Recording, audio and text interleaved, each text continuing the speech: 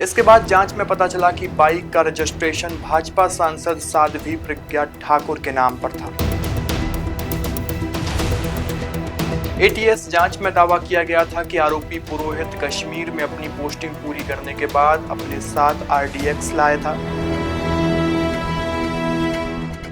अब ये झूठ है या सच है, कोर्ट ने तो फैसला दे दिया, तो इस पर अब चर्चा की। और साध्वी प्रज्ञा की पूरे हिंदू समाज को अभिनंदन करना चाहिए, पूजा करनी चाहिए पंडित पुरोहित की। महाराष्ट्र के मालेगांव विस्फोट मामले के लगभग 17 साल बाद एनआईए की विशेष अदालत ने गुरुवार को फैसला सुनाया।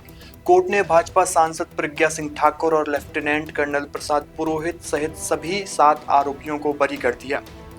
आइए आज की खबर में समझते हैं क्या है मालेगांव विस्फोट मामला। नमस्कार, आप देख रहे हैं पेप्टिक टाइम मध्य प्रदेश समाचार और मैं हूं आपके साथ आयुष शुक्ला। साल 2008 में मालेगांव में एक बाइक में धमाका हुआ और 6 लोगों की जान चली गई, जिसमें 101 लोग घायल भी हुए। विस्फोट के बाद पुलिस कार्रवाई शुरू हुई। भाजपा सांसद प्रज्ञा सिंह ठाकुर और लेफ्टिनेंट कर्नल प्रसाद पुरोहित सहित सभी 7 लोगों को आरोपी बनाया गया। साल दर साल मामला चलता रहा, धीरे धीरे गवाह बयान से मुकरते गए और 17 साल बाद एनआईए कोर्ट ने 7 आरोपियों को बरी कर दिया। आइए विस्तार से समझते हैं क्या है मालेगांव विस्फोट मामला। सबसे पहले जानते हैं मालेगांव विस्फोट क्या है। 29 सितंबर 2008 को महाराष्ट्र के नासिक जिले में मुंबई से 200 किलोमीटर दूर मालेगांव शहर में मुस्लिम बाहुल क्षेत्र अंजुमन चौक और भीकू चौक के बीच मौजूद शकील गुड्स ट्रांसपोर्ट कंपनी के सामने रात 9:35 पर बम विस्फोट में 6 लोगों की मौत हो गई और 101 लोग गंभीर घायल हुए। रमजान महीने में एक मस्जिद के पास बाइक में धमाका हुआ था। विस्फोट को पहला आतंकी हमला मानते हुए महाराष्ट्र एटीएस ने जांच शुरू की थी। एटीएस को जांच में क्या मिला? मामले की शुरुआती जांच महाराष्ट्र की आतंकवादी विरोधी दस्ता एटीएस ने की थी। एटीएस ने जांच में पाया कि एलएमएल फ्रीडम मोटरसाइकिल पर आईईडी लगाया गया था, जिसमें विस्फोट हुआ। जांच में सामने आया कि बाइक का रजिस्ट्रेशन नंबर फर्जी था और इंजन नंबर और चेसिस नंबर भी मिटा दिए गए थे। इसके बाद वाहन को फॉरेंसिक लैब में भेज दिया गया। इसके बाद जांच में पता चला कि बाइक का रजिस्ट्रेशन भाजपा सांसद साध्वी प्रज्ञा ठाकुर के नाम पर था। इसके बाद उनको 23 अक्टूबर 2008 में गिरफ्तार किया गया।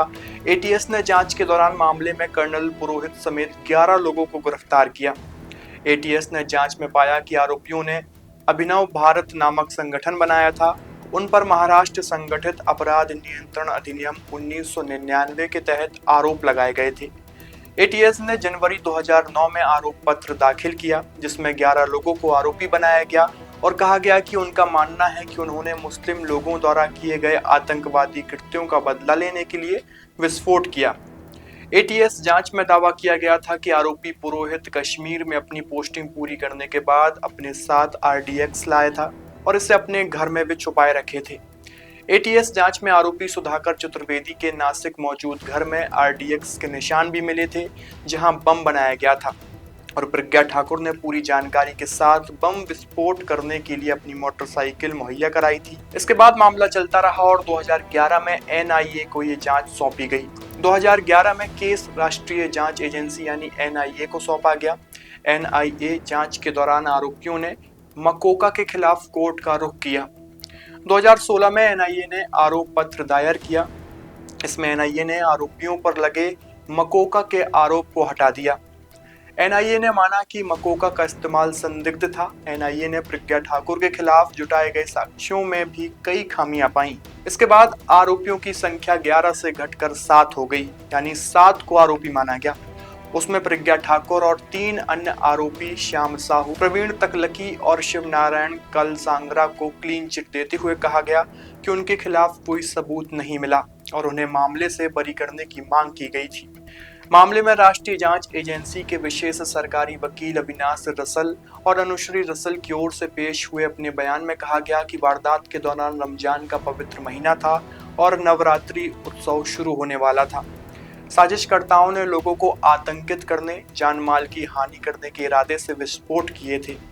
यह समुदाय के लिए आवश्यक आपूर्ति और सेवाओं को बाधित करने, सांप्रदायिक दरार पैदा करने और राज्य की आंतरिक सुरक्षा को खतरे में डालने के इरादे से किया गया था। अब इस पूरे मामले में आरोपी कौन कौन थे, इस पर भी नजर डालते हैं। मामले में भाजपा सांसद Pragya Singh Thakur, lieutenant colonel Prasad Purohit, major Ramesh Upadhyay, Ajay Rahirkar, Sudhakar Dwivedi, Sudhakar Chaturvedi और समीर कुलकर्णी पर आतंकवाद और आपराधिक साजिश के गंभीर आरोप लगाए गए थे।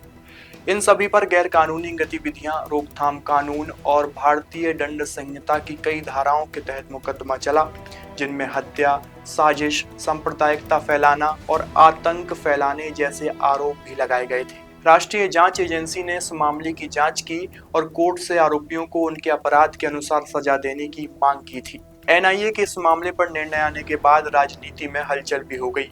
कई बड़े बड़े नेताओं के बयान भी सामने आ रहे हैं। उनमें से कुछ बयान आप सुनिए। कोर्ट का फैसला है, सबको स्वीकार सर, लेकिन बीजेपी कह रही है कि जिस तरीके से हिंदू आतंकवाद का भगवा आतंकवाद का नाम दिया गया था वो झूठ निकला है इस फैसले के बाद। देखिए, अंत में कोर्ट का फैसला है।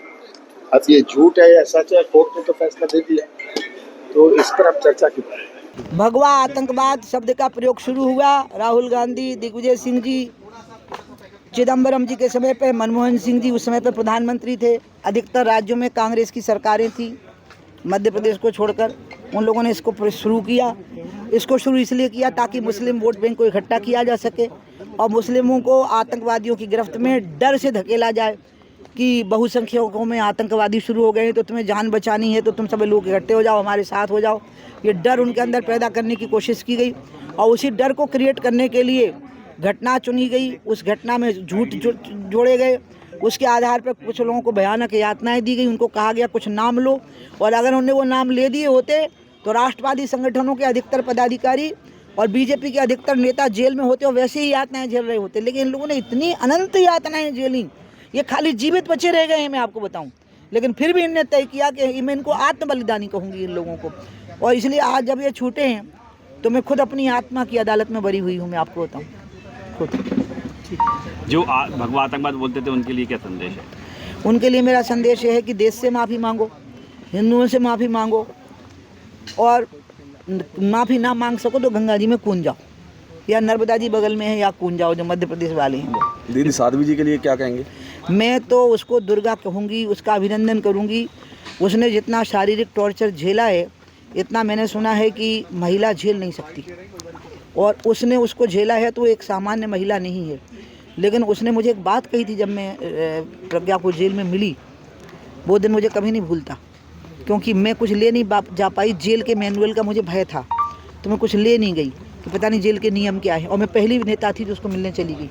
तो जब मैं गई, महिला होने के नाते जेल ने धोखे से मुझे अधिकार दे दिया, और फिर रोका तो रुक नहीं पाया। नासिक की कोर्ट में मैं चली गई तुरंत, और वहाँ पूरे वकील भर गए साहब। वो तो मुझे दृश्य नहीं भूलता जब पूरा प्रांगण भर गया अदालत का मेरे समर्थन में वकीलों से, और जज ने तुरंत कोर्ट खोला, लंच ब्रेक कैंसिल किया और मुझे तुरंत अनुमति दे दी कि जाइए आप।